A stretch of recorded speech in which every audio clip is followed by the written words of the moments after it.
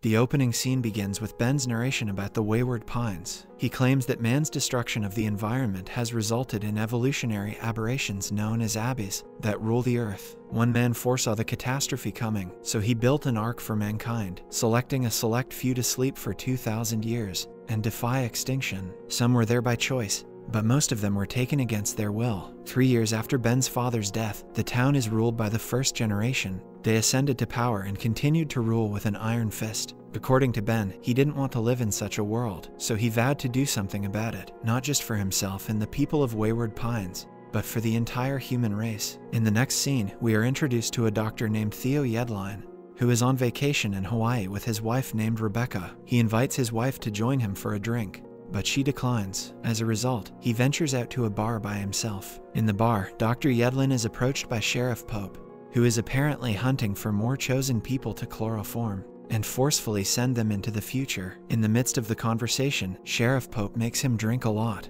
After a brief conversation, Dr. Yedline is sent to the hibernation chamber where he falls asleep. After 2,000 years, Dr. Yedline wakes up disoriented in Wayward Pines like Ethan from the first season. But, unlike Ethan, who awoke in the woods, Dr. Yedline wakes up in David's old domicile. Upon waking up, he finds a young taciturn lady named Carrie in front of him, who greets him coldly and asks him to accompany her to the hospital for some emergency medical work. Following this, he is escorted in an SUV filled with guards, but on the way, he jumps off the vehicles and runs away. He finds himself in the middle of a war zone filled with explosions, bullets on the ground, and bloody walls. He then walks into a random house and asks for a cell phone so that he can call the cops. However, he is shocked to learn how normally the family reacts to explosions and gunshots. Seeing him confused, the family members try to calm him down, but Dr. Yedline walks out. A short while later, Dr. Yedline is located by security guards and is taken to the hospital. Upon reaching there, Jason greets Dr. Yedline and informs him about Wayward Pines, claiming that it is a secret government study and that all the residents are all volunteers. It is revealed that it is the year 4032,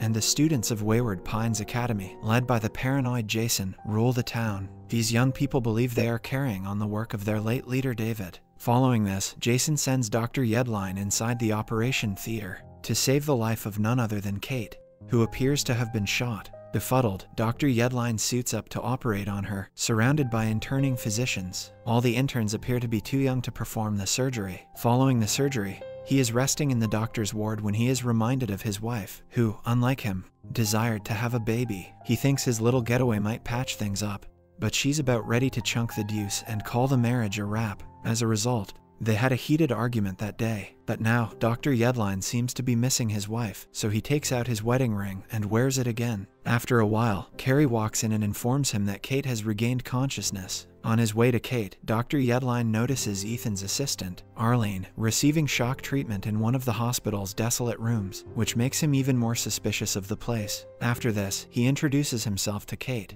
who addresses him as Group C and asks about what he has been told about the town. Dr. Yedline responds that he has been told about the secret government study. Hearing this, Kate realizes that he is still far away from what is actually going on in the town. But before she could reveal the truth about Wayward Pines, Carrie arrives and informs her that his wife will arrive shortly. Dr. Yedline's suspicion increases further when he notices that Kate is handcuffed in the bed. On the other hand, we see Ben and a few other members of his group hiding inside a van. They are planning to change the Wayward Pines and halt the reckoning, finishing the work left by Ben's father. Meanwhile, Dr. Yedline is walking towards his hotel room when he notices some guards forcibly taking away a child's mother, who happens to be Ruby. Later, Dr. Yedline notices a crowd forming, and upon walking towards it, he discovers that Jason has apprehended 3 insurgents. Jason announces on the loudspeaker, threatening to execute all of them if Ben and his rebellion do not surrender. In the van, Ben and his rebellion are listening to Jason. Following this, Jason executes Ruby, and when Dr. Yedline sees this, he rushes forward to stop it, but he is apprehended by the guards. As Jason prepares to perform a second execution, Ben and the other insurgents come out from the shadows, and Jason takes them in custody. There, Dr. Yedline reunites with his wife and whispers in her ear to go back because it's not a safe place. However, Rebecca decides to stay with him. Later, Jason whisks Dr. Yedline away, claiming he'll explain everything at his mountain home. Jason then places him in the same truck as Ben and Ben's friend, Xander, but instead of taking them to the mountains, the guard drives them to the fence. Before opening the gate, The guard knocks Dr. Yedline out, places a rock on the gas pedal, and flees as the truck hits a tree on the other side of the fence. After some time, Dr. Yedline regains consciousness and discovers a swarm of Abbeys running into the fence and being zapped one by one. Then, Xander and Bill manage to get off the vehicle and run into the woods. Back in the hospital, Megan visits Kate in her wheelchair to inform her that the rebellion has ended because her team members have been arrested. Megan also advises her to consider starting it again, but Kate doesn't want to be a part of it any longer, so she slits her own throat, dripping blood all over Megan. On the other hand, the Abbeys deliberately pile up dead, zap bodies by the wall in the hopes of making it over the top. The students, Rebecca as well as Jason, notice this on a CCTV monitor, so Jason and the guards rush to the fence. Upon arriving there, they start firing on the Abbeys, but despite this, one of them manages to jump over the fence and slash up Jason's girlfriend, Carrie, causing her to bleed heavily. Following this, Jason rushes her to the hospital, where he learns that there are no experienced doctors available to perform the surgery. Left with no other choice, Jason orders his soldiers to locate Dr. Yedline and bring him back. As per the instructions, the soldier brings Dr. Yedline back, but he demands the truth before operating on Carrie. Jason then gives him the whole, horrible truth all in one swoop, and Dr. Yedline doesn't believe him at all. However, Rebecca is there to tell him to perform his duty and save the girl, to which he agrees. In the evening, Dr. Yedline wonders how Rebecca is acting as if she has accepted her life in Wayward Pine. She then reveals that she has been living in Wayward Pines for 3 years, which astounds him.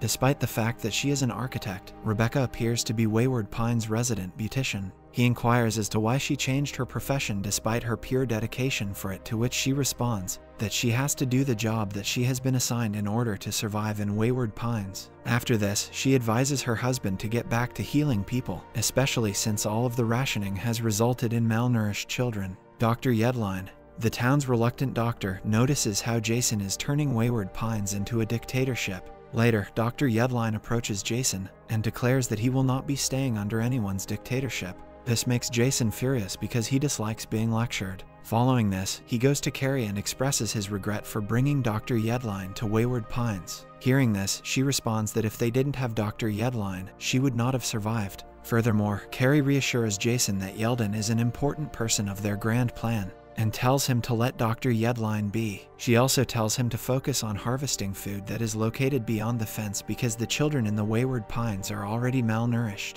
In the next scene, we see an elderly man named C.J. Mitchum, who appears to be in charge of the food crops. Under his leadership, the troops head out of the fence with flamethrowers. As soon as they are attacked by Abbeys, the troops use flamethrowers to burn them. The Abbeys appear to be uncomfortable with the fire, and as a result, they retreat, allowing the harvesters to do their job. During this, they come across Ben, who asks them to take him back to the other side of the fence, but they don't listen. Following this, Ben stands in front of the CCTV camera and delivers messages to her mother. He also reminds Jason of the first rule, which states that first-generation kids should not harm another first-generation kid, and that anyone who does so will be sentenced to life in prison. Later, Teresa, who has been looking for her son, approaches the soldiers and reminds them of the same first rule, pleading with them to do something for her boy. But none of them are willing to go against Jason's order. Instead, she is driven back to her house and locked up inside. On the other hand, Carrie tries to convince Jason to let Ben enter the town, reminding him of the same rule.